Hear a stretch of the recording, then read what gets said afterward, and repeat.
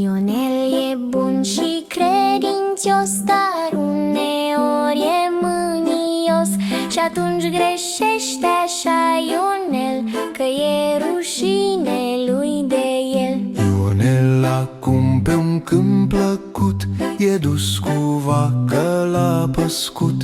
Joiană liniștit păștea, iar el pe lângă ea sărea. Odată seama n-a luat și atunci Joiana l-a călcat. Ionel, sculându-se de jos, lovi cu bățul munios.